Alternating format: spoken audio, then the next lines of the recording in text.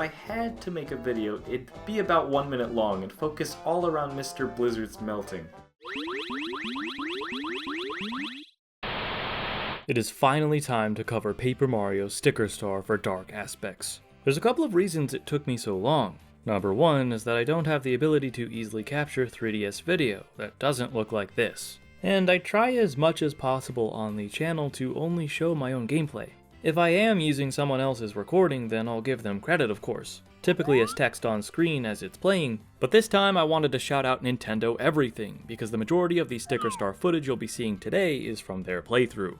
The second reason for me having avoided Sticker Star for so long is simply because I don't like it very much. I'm not going to be too harsh on the game because that's been done to death and it isn't the point of this video, but I did want to quickly explain why I'm personally not a fan. Long story short, it disappointed me, especially as a follow-up to Super Paper Mario, which had the wildest story in any Mario game ever. We went from that to a plot even thinner than the N64 original, and doesn't play with perspectives or offer interesting sub-stories set in each chapter to make up for it. With a de-emphasis on storytelling, are there even enough dark aspects to talk about here? Or am I better off trying to squeeze water from a stone cap? I was up for the challenge, and somehow wound up making this the longest video of the modern trilogy. It'd be about 1 minute long, despite it being an overall lighter entry. Join me on this journey of re-examining a game I've only played once to completion, to see what kind of macabre jokes or scary moments, for example, are worth discussing, as is tradition with this series. And who knows, maybe I'll find something more to appreciate about Sticker Star along the way. The game opens with the classic while slowly zooming into a book, where the narration fills us in about a holiday called Sticker Fest, an annual celebration of stickers in the Mushroom Kingdom. Apparently, a wish-granting comet routinely falls on the special night, so every Toad, plus Mario, gathers around in hopes that their own wishes will be heard. That's kind of weird since the N64 game established a ton of lore about everyone's wishes being handled by the Star Spirits, and that they come true so long as they aren't selfish in nature, like Bowser's desire to defeat Mario or make Peach like him. Could the Sticker Comet have originated from Star Haven? I like this idea of the comet being able to grant wishes the Star Spirits refuse. Just like the Star Rod, it makes sense why Bowser would be after a similar wishing device. This is just me trying to link the games which do share some very light connections already, like references to previous partner characters, but I still am of the mindset that Sticker Star is more of a reboot than a true sequel to any of these games, because this one began its own set of recurring themes and elements for the next two adventures that ignore what came before it. For more on that, I recommend checking out my Paper Mario's Fandom Explained with a Broken Family analogy video. Whatever the case may be, I think the Sticker Comet likes the attention, because rather than simply pass by, it touches down and takes center stage to glow handsomely, not caring about the evil Koopa King trying so desperately to steal it. I'm not sure why, but Mario just kinda stares meanly from the crowd and then stands there stunned, while three Toads make an admirable effort to slow down the enemy who's bigger than all of them combined. It ultimately doesn't work, and Bowser lunges towards the comet, shattering it into 6 pieces Mario has to retrieve because there always has to be something to collect. A Burger King crown then floats down from the heavens to rest on Bowser's cranium, which gives his papery skin a sick holographic sheen, acting as armor, and causes his eyes to glow yellow. The transformation is a bit creepy because he looks up into the sky with a vacant expression while cycling back and forth between his normal form and this flashy glow-up, before the latter takes over completely. The screen fades out to white, then back into a horribly crumpled up Mario. This must be incredibly painful for a paper person, but a voice rudely yells at him to quickly get up and help her. The voice belongs to Kirsty, an anagram of Sticker, who's an impatient alien fairy who came riding in on the now broken comet she holds Mario accountable for. According to Kirsty, the comet was packed full of people's wishes, carrying both the royal ones and Kirsty herself, who hail from the faraway Sticker Star. Her destiny is to look after these royal stickers. Okay, so never mind about the comet coming from Star Haven, I guess. Unless this Sticker Star is in Star Haven or close to it, but maybe that's a stretch. Anyway, these royal stickers bestow great power, but like most magical artifacts of this type, it comes at a cost. Similar to the Master Crown of the Kirby franchise, donning one of these sparkly headpieces begins to corrupt its wearer.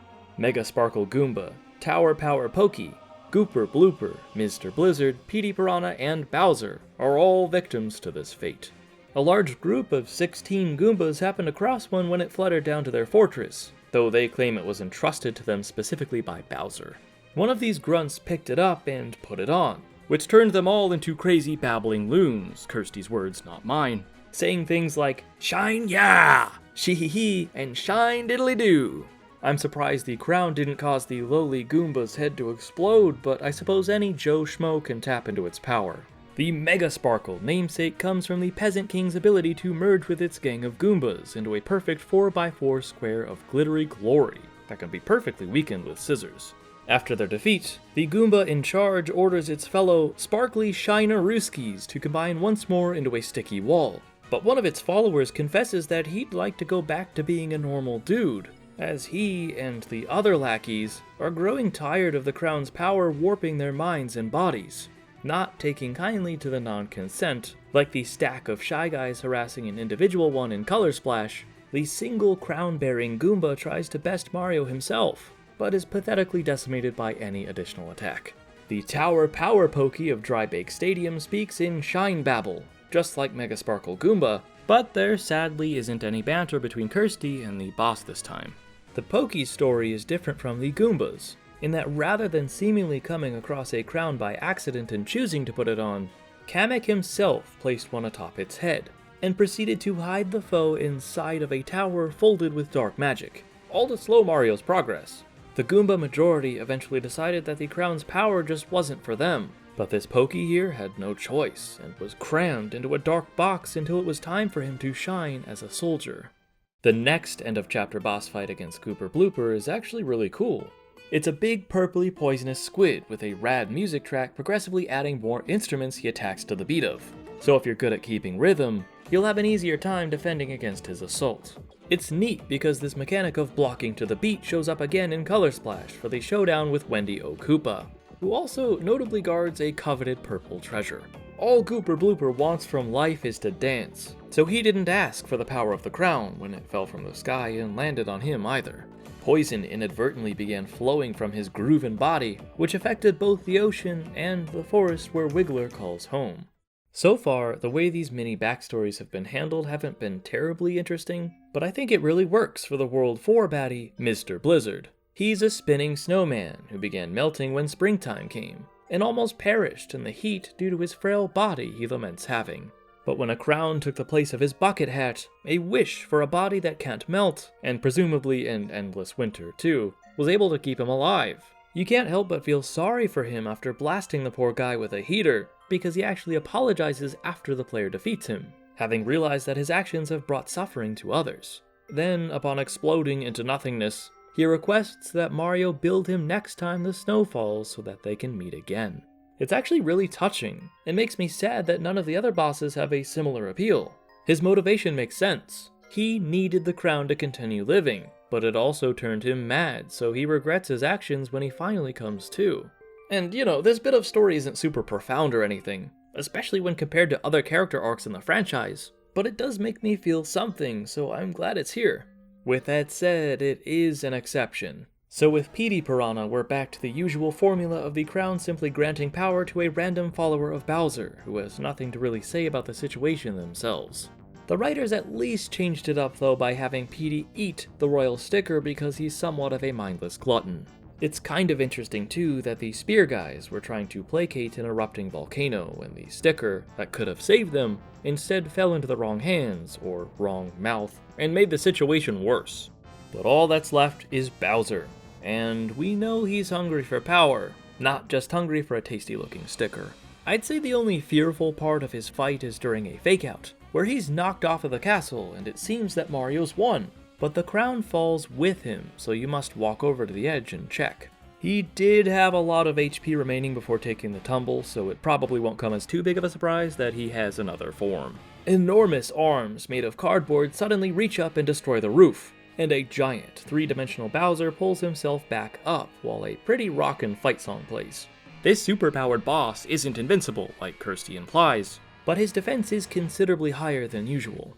Even though it is possible to take him down gradually through sheer force of will, Kirsty feels the need to sacrifice herself by becoming a battle sticker Mario can use to weaken him. In my opinion, again, coming from Super Paper Mario, which had a partner character sacrifice that was very well earned, this moment just doesn't stick the landing for me. Kirsty isn't completely unlikable, but she is unnecessarily curt towards Mario for most of the adventure. And besides personality, I don't think the stakes were raised high enough to justify this. Maybe if Bowser wished for true invulnerability like he did with the Star Rod, I could see this working, because sure, it kinda makes sense that her power can match a royal sticker as she originates from the same star, but I don't know. The whole thing doesn't feel earned. It's just sort of shoehorned in there to bring some emotion to the climax without any real buildup. Choosing not to use Kirsty doesn't change the ending at all either, which is pretty lame.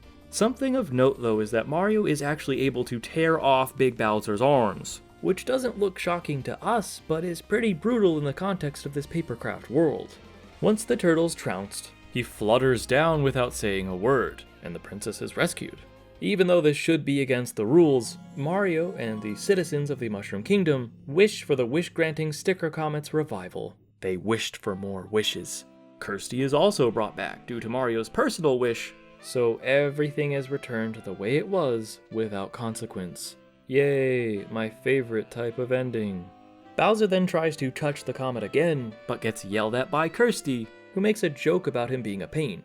He and Peach start laughing, but not Mario, as the screen zooms out like it's the Super Mario Bros. Super Show. My only regret is that I have but one stomach to give your country.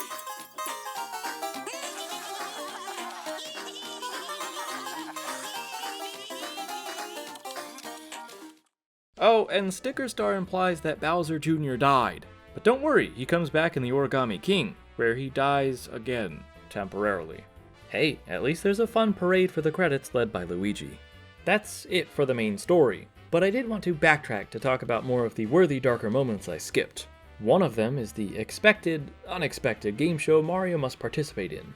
This time, the host isn't a stone Bowser head, neither is it a worm in a top hat, a thwomp, or even the internet, but a Snifit for a crowd of Snifits. The winning prize is a piece of Wiggler. Yeah, it's only a little disturbing that his segments can all function perfectly detached from one another. It's also clear that once the games begin, Mario's life is on the line, which is nicer than Snifit or Whiffit Seabed Edition in Color Splash, where Mario's only told about the risk when he answers a question wrong. I wonder if they stopped worrying about being sued, or if the court system works differently in Prism Island, because in Sticker Star, the show's lawyers advise that Mario can't technically be guaranteed survival. This way, Mario at least knows that his life's in danger going in, whereas in Color Splash, it's a surprise introduced to increase ratings. Then in the Origami King, we're back to being worried about the law. Rather than a giant urchin eventually popping Mario's only source of oxygen, or him being shot out of a cannon if he loses like in Shy Guys Finish Last, the quote-unquote hilarious poison gas is released into the room immediately to encourage fast answers. One whiff of that stuff and your HP will drop like nobody's business. Because of this, Sticker Star's game show is easily the most dangerous of the modern trilogy. While all of them lethally endanger Mario, simply playing this one is bad for his health. The entire duration of the first round has him inhaling toxic fumes. Mario's not the only unlucky participant here to make for a riveting show though, as round 2 sees him bashing the heads of unpaid Snifit interns in time before they scurry back to their underwhelming underground lounge. Oh, and they have to be exposed to noxious gas alongside the contestant too. But to be fair, that's a moot point. Snifits are always wearing gas masks. A special bonus round Mario has to agree to in a legally binding way takes our star to a harder stage that combines aspects of the first and second rounds, all while piping in Mario's favorite flavor of poison gas to keep him on his toes. Despite my overall dislike of Sticker Star, the game does have some moments like this that are really fun and unique. Another such segment is the Enigmansion, which I think is the game at its best. This level takes place in a haunted estate atop a snowy mountain, giving me Luigi's Mansion 2, aka Dark Moon vibes. The steward sitting outside explains that a terrible book sealing a great evil was opened, while an unnerving, discordant version of the Ghost House track from Super Mario World plays. The Toad is so terrified of what was unleashed that he can't speak their names, and he won't re-enter the mansion. He hands over the Book of Sealing, then asks Mario to re-imprison whatever escaped and return it to the basement. The initial music, if you want to call it that, in the foyer is downright unsettling, as it's mainly just warbling noises that go quiet when entering another room. A lightning strike causes the power to briefly go out, and the terrifying demons reveal themselves. Now, get ready for this. The demons are boos. Yep, just plain old boos. And Mario's horrified, which is weird because this isn't his first haunted rodeo. A bunch of mischievous boos occupying a mansion should come as no surprise. He's dealt with naughty ones before, even in other Paper Marios, so are these reactions really warranted? I agree with Kirsty, saying they're more fun than terrifying, but when they simply look his way, Mario acts as frightened as Luigi. Gripes aside, the name of the game now is using not a poltergust, but the aforementioned Book of Sealing to trap boos, and the process is really entertaining. I love me a good haunted house level, and I feel this one is at least on par with the N64 Boo's Mansion. There's nothing too eerie here, but a jump scare I'll talk about later, plus one boo who shadows the steward, sending chills up and down his spine, and another whose face takes the place of his portrait. Once all of the boos are collected, placing the special book on a pedestal in what just might be a wine cellar, Kamek slides into the scene like a creep, revealing that he was the one who initially broke the seal, causing all of this commotion. And then, uh-oh, he does it again! This time, though, the 100 boos stuffed inside fold together into a paper model Big Boo.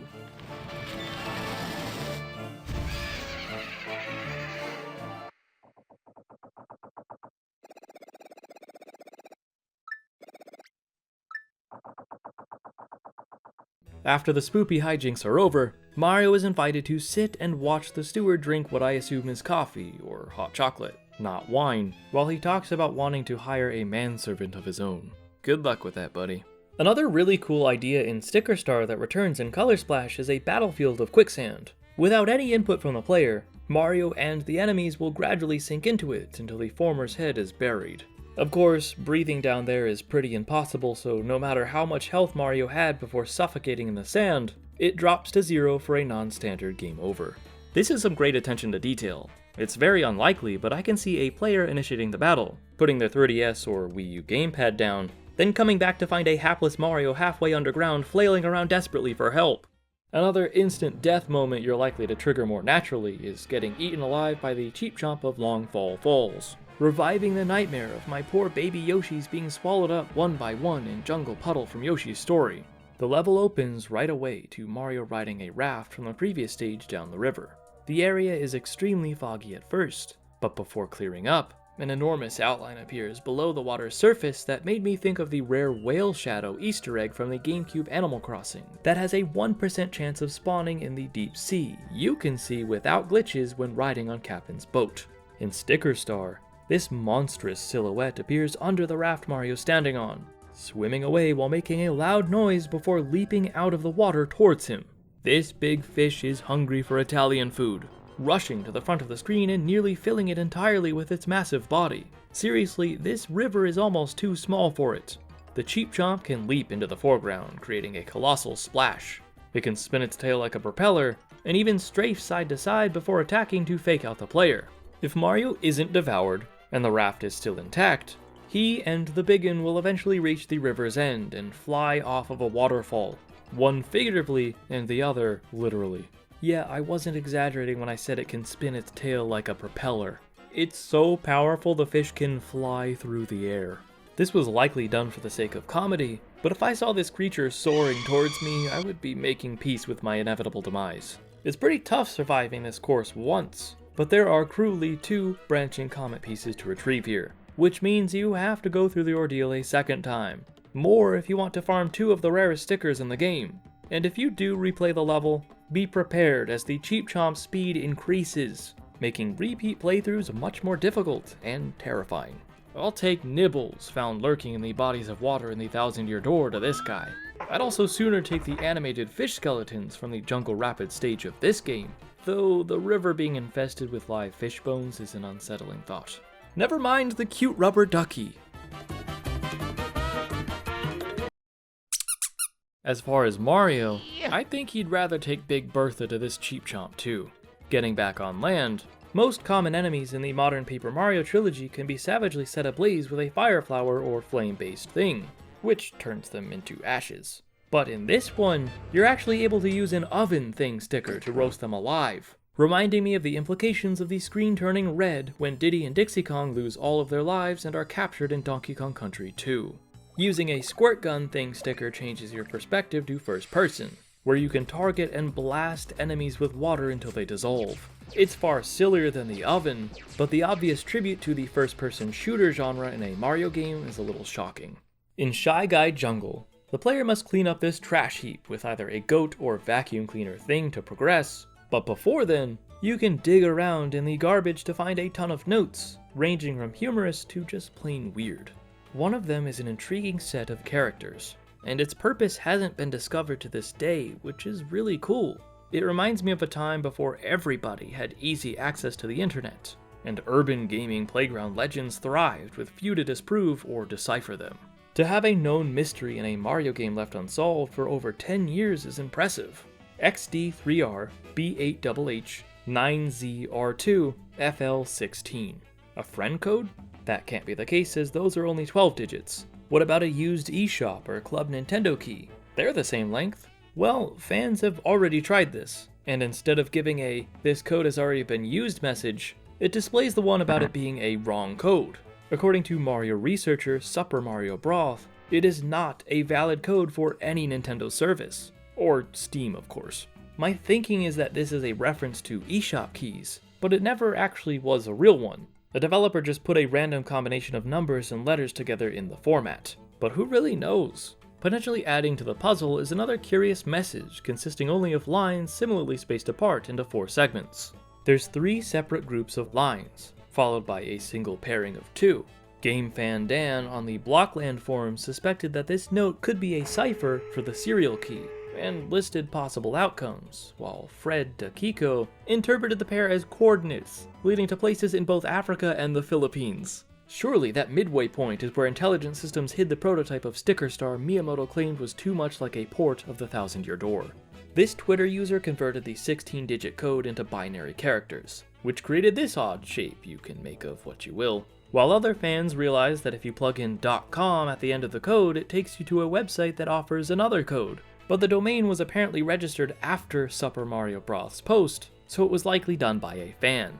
In a now deleted comment within that thread, archived by Jack Frost of the Super Mario boards, she says of the popular web series Boundary Break, claimed to have been told what it really is, and stated a year later that it'd be revealed by someone who isn't him.